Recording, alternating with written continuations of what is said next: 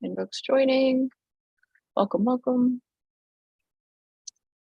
I'll share my screen here. As always, there we go. Welcome to a SaaStr Insider sponsored webinar.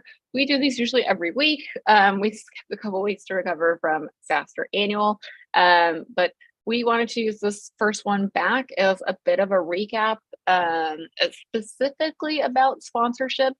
And the event overall, just to give you guys more of a sense of how we netted out post-event, because I think a lot of you, kind of read and study the prospectus of our marketing materials pre-event, and then post-event, we like to reconcile and see either where we were either spot on or where the numbers kind of fluctuated. So for those who may not know, I'm Amelia Barra. I'm the SVP here at SaaStr, and I'm joined by Waylon.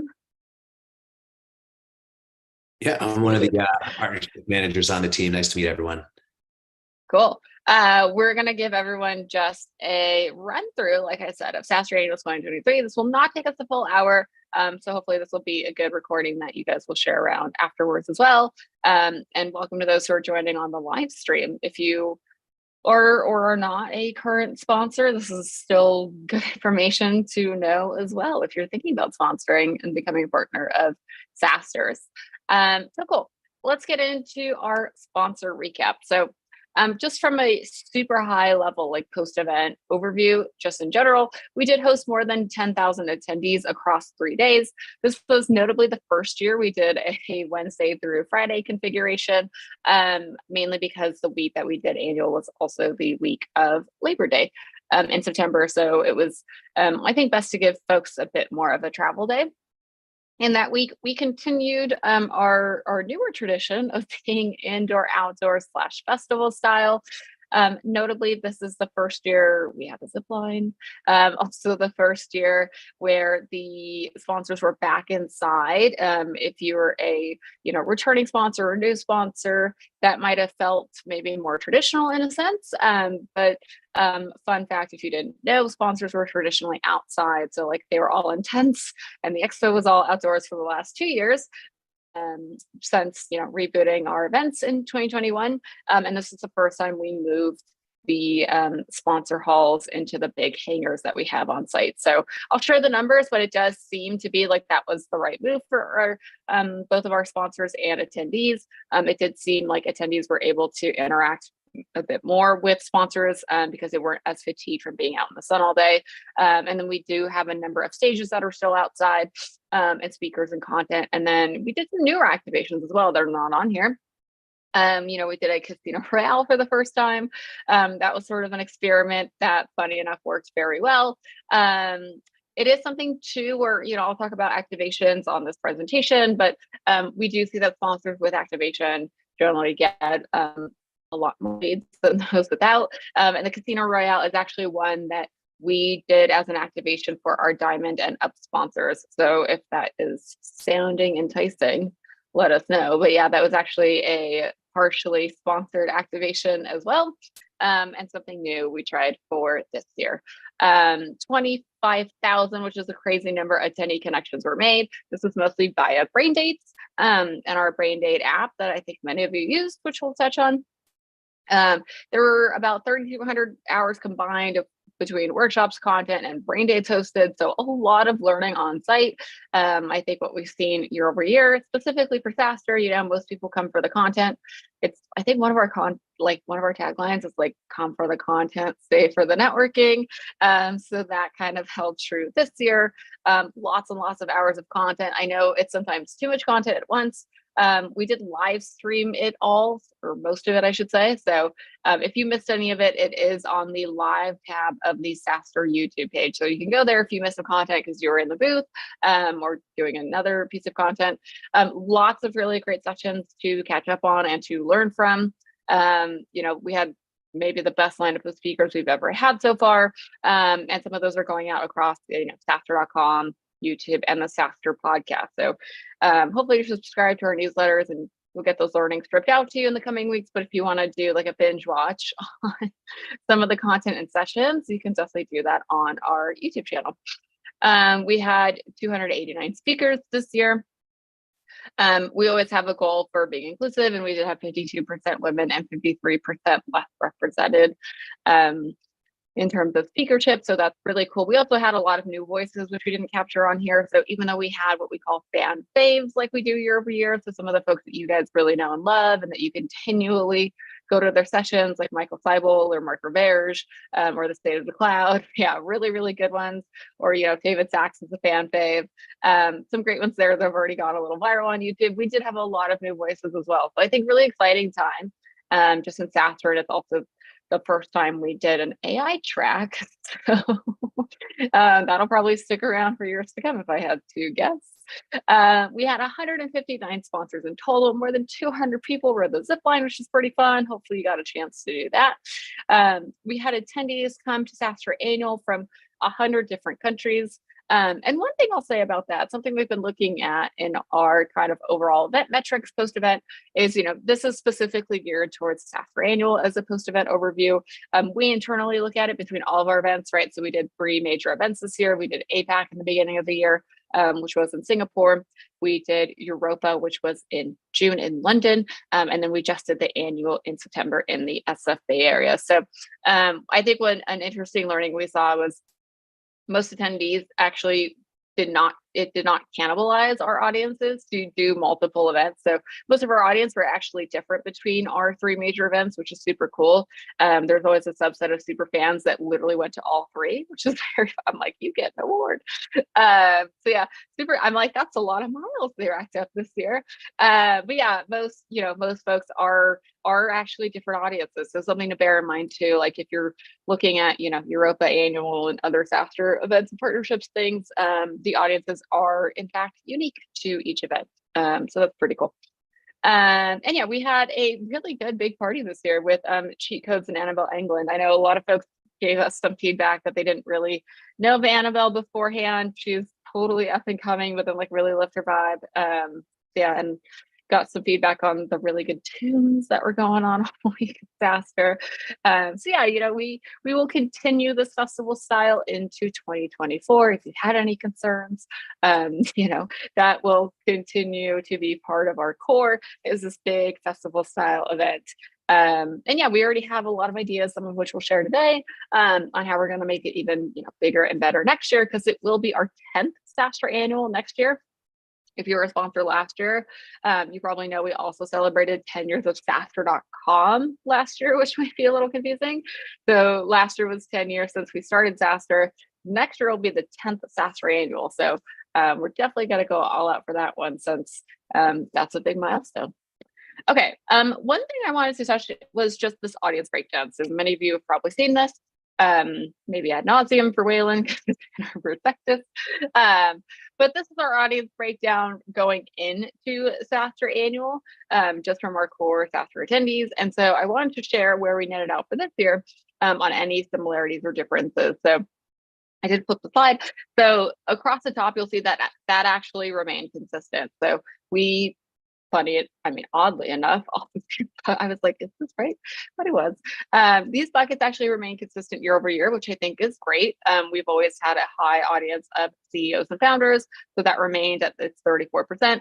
Marketing, sales, and CS, I think between the 3, they fluctuated a little bit, but altogether, they actually rolled up to the same 36% of our audience.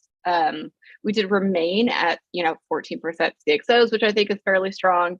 And one thing that's not on here that we'll probably add later is a lot of our attendees this year came on team packs versus individuals, meaning more folks brought more decision makers from their team. That's something we've seen across all of our 2023 SaaStr events, and it definitely held true for SaaStr Annual. So just again, something to bear in mind of for future years, and when it comes to staffing your booth, we've heard some good feedback when, attendees were able to meet with your C-suite, that they really enjoy that and appreciate that, because a lot of folks in attendance themselves are, the decision makers, the founders, the CROs, CFOs now, and so on. So yeah, just a good reminder there on an audience breakdown of how that might impact you for future years, from everything from staffing to swag, and everything else. So yeah, keep that in mind.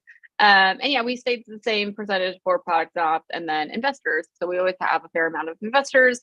For those who don't know, we do this Meet a VC program that is now becoming a year-round program for Meta VC. So if you don't know it yet, just metavc.com. You can learn more about it. And it is actually a big driver of why folks come to SaaStr as well. There is a big like kind of VC presence at the event. And so one kind of cool fun fact I will say post-event. So I'll just flip back for a second. So you'll notice in our audience breakdown pre-event, so last year, 52% of our attendees were VP level and above. This actually went up this year. And that does actually tie to what I heard just anecdotally from sponsors telling us that, they felt like the quality of attendees just overall was a bit better. So yeah, that kind of tracks with what we've heard from all of you guys. So yeah, kind of 4% higher in, attendees being VP level and above. Again, I think that speaks to more folks coming on team packs. I think that speaks to more folks being decision makers and being in the SaaStr ecosystem, which is honestly only good stuff for you and good news for you guys. Company stage, not a whole lot of change here, year over year from pre-event to actual post-event SaaStr annual and our attendee numbers.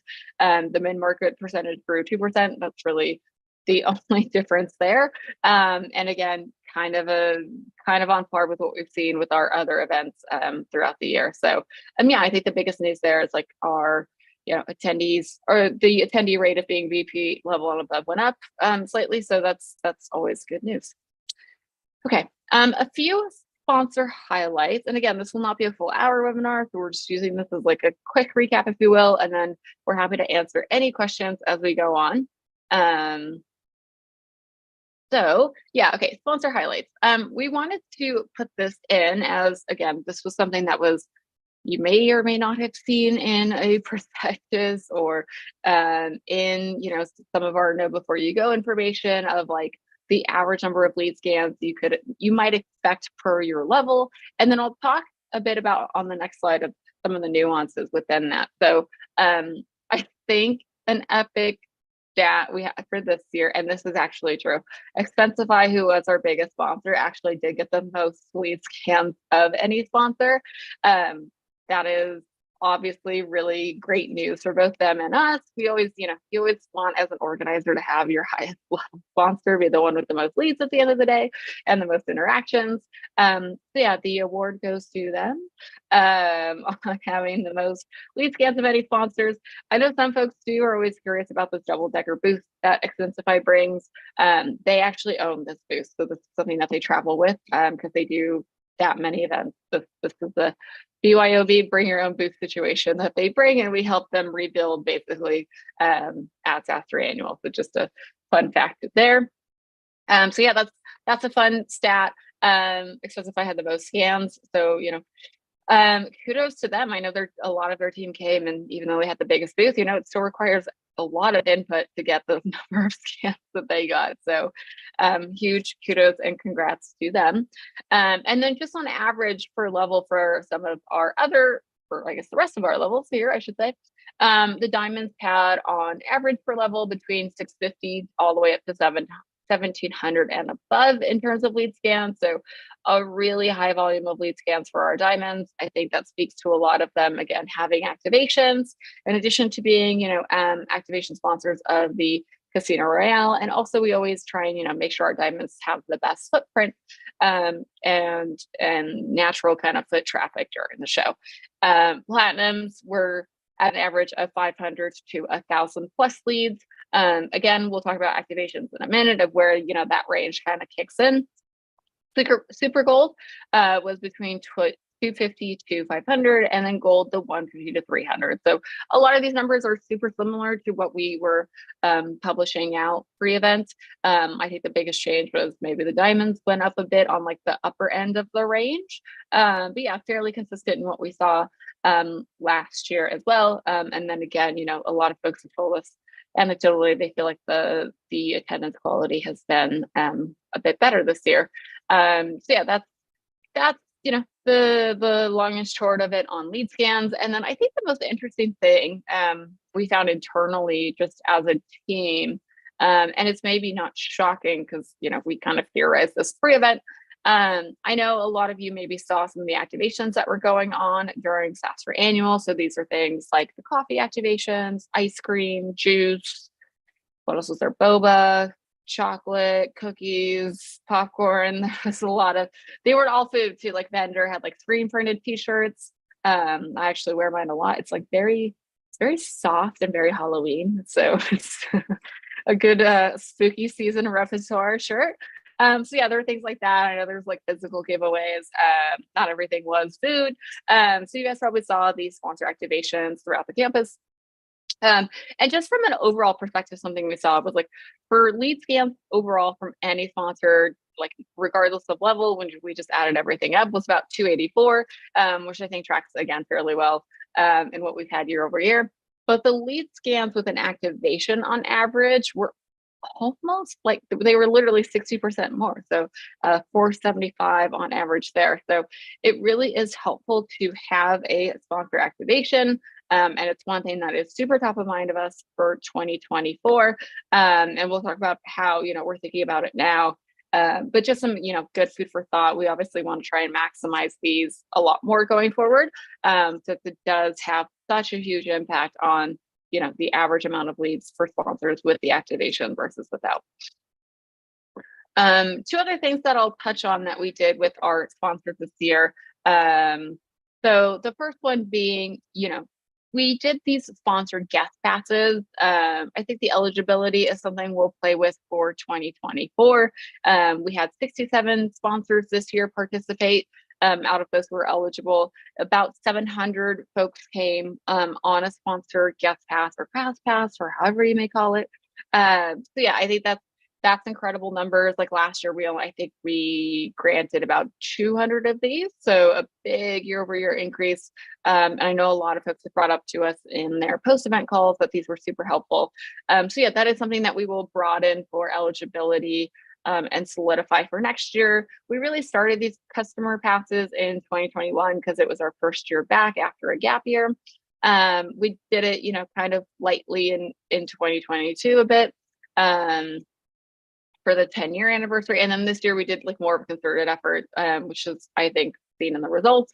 But it's something that, you'll probably actually see now is in our perspectives. You'll probably see our team talk about it more, utilize it more. It is something we want to try and get folks to utilize as much as they can.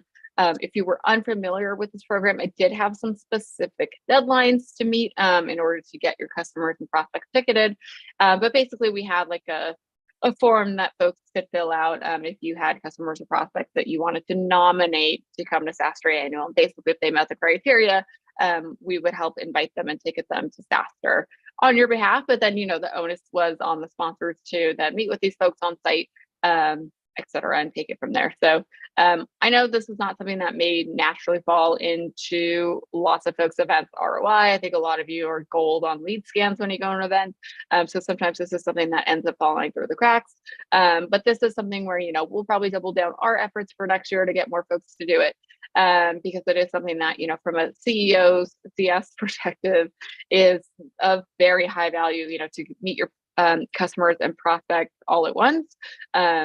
I know some of those who did use it said, it's, no matter the size of the booth that they did, because these were folks at various levels at SaaStr, it is actually very helpful for them to meet these folks all at once during SaaStr, right? Versus like if you add up all the plane rides and costs to go then see these people post event or later in the year, it's a lot more effort and initiative than, trying to get them to come to SaaStr. So just something else that's top of mind for us for next year to continue improving with our sponsors.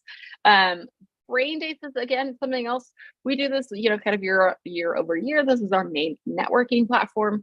This is again something we're looking to continually improve. We've done these for the last couple of years now, and every year I think we try something a bit new to help refresh it and keep it fresh and make sure people we maximize the attendees who participate in the brain dates as well as the sponsors. So again, we had over 25,000 direct connections made, which is a ton and huge.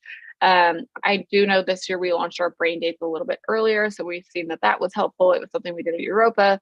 We also did this new thing in 2023 called Brain Date Power Hour. So I think that helped us as well. On like the first day, there was a gap of like basically no content, so folks could focus on getting into brain dates, and that did seem to help folks make connections. So hopefully you guys were able to participate in these. I know this was the first time for annual we did the moderation progress. So that was, if you were at Europa, you were probably used to it, but if you weren't, then that might have been something new.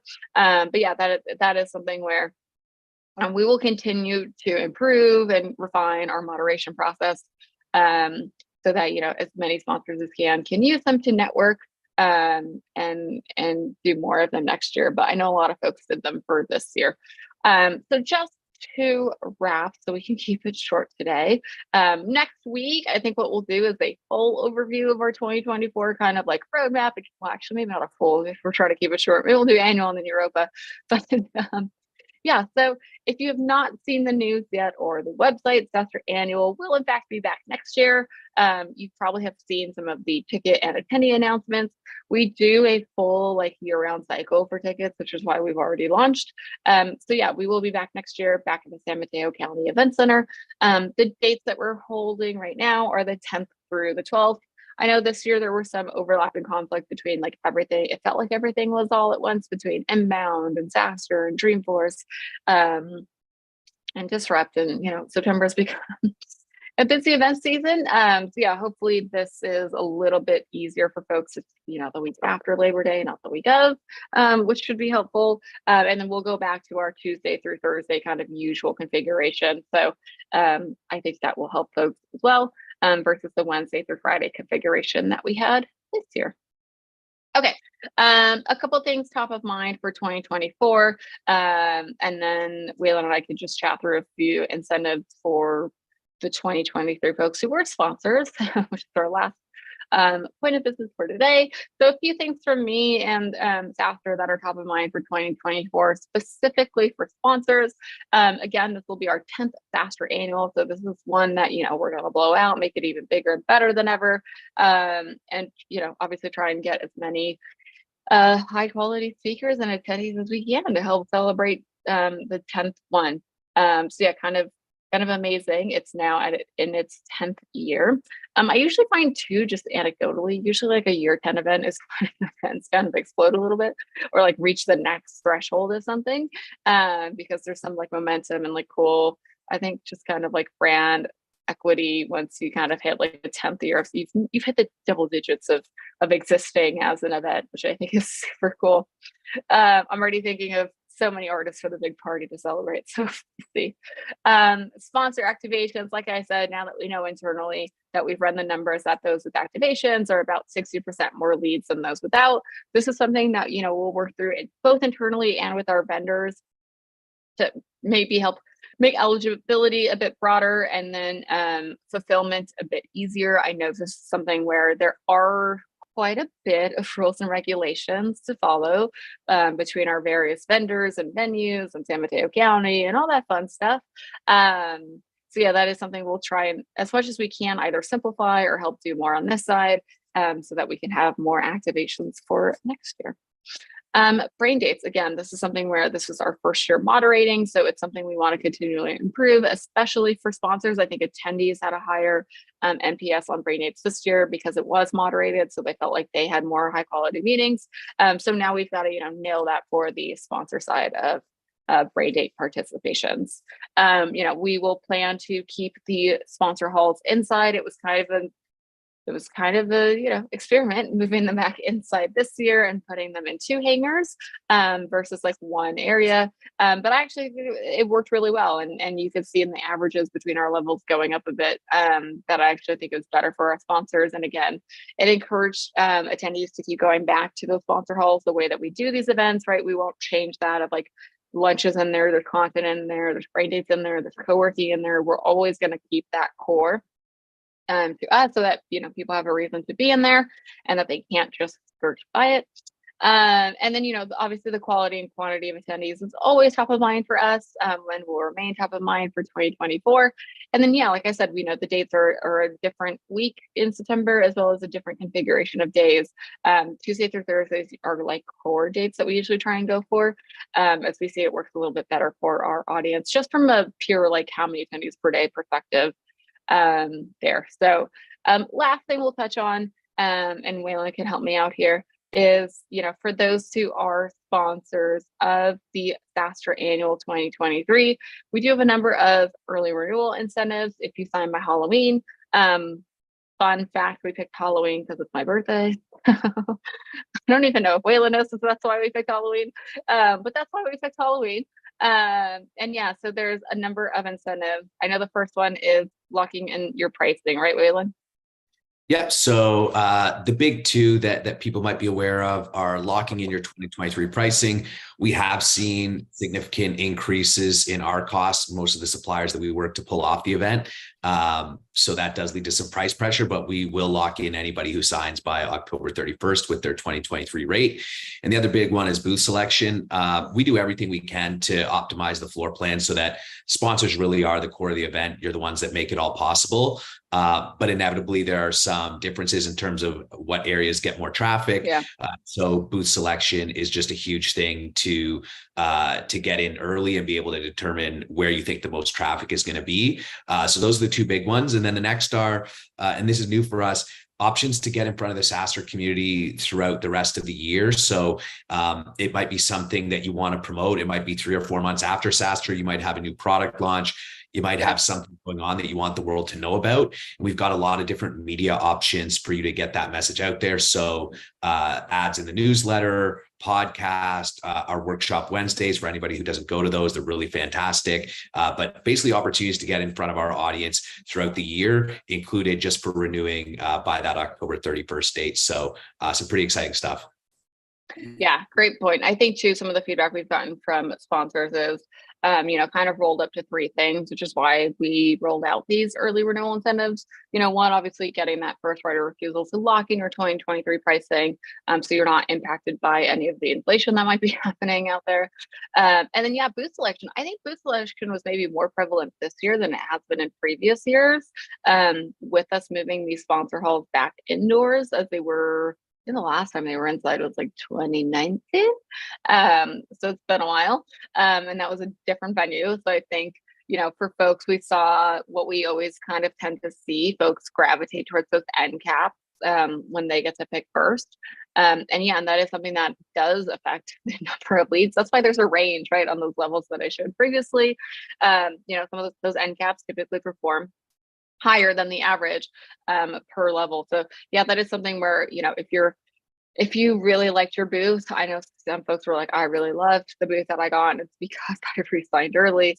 Then yeah, that rings true for this year as well. And then yeah, just lastly on the media component of it, we had a lot of folks say, they want to get in front of the broader community before next September, right? Because basically this sponsorships and booths are for not till next September, and there's a while between then and now. So yeah, we did this as a incentive to help with that and help combat that. And again, you don't have to use it right away. It's something where we can work with you on timing of when you would want to be in one of these media assets.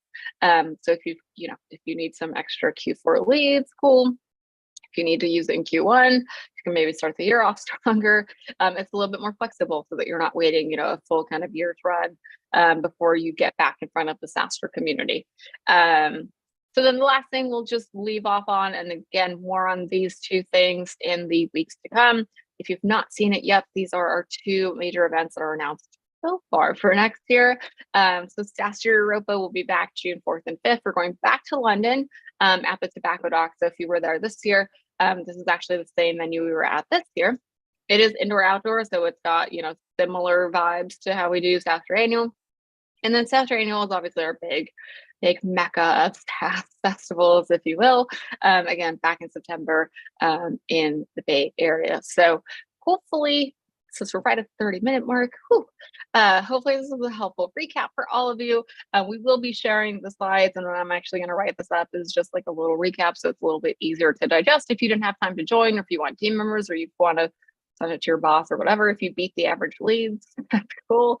Or if you want to use it to reference in any post-event calls with any of us. So with that, thanks everyone for joining. We are, as always, doing these pretty much every week on Thursdays at 9 a.m. Pacific. And so we'll hope to see you next week. We'll actually probably chat, we'll chat about these two 2024 events a little bit more in the coming weeks, and do some fun other things like case studies and just general events. Marketing, that's kind of how we treat these in Q4 of the year of our events, just to help process the learnings as you guys are wrapping up the quarter and the year. So thanks for joining, Waylon. Anything else you want to add? No, this is great. I guess one thing actually, just as far as like early renewals go, knowing that we've got a 60% bump on activations, Yeah. First come, first serve as well. So it's also an opportunity to kind of pick those activations that drive the most traffic. So just one other incentive on early renewals there. Yeah, that's a great call out. All right. Well, thanks everyone for joining. Thanks, Waylon, for the insights as well. And we will see you guys next week. Bye, everyone.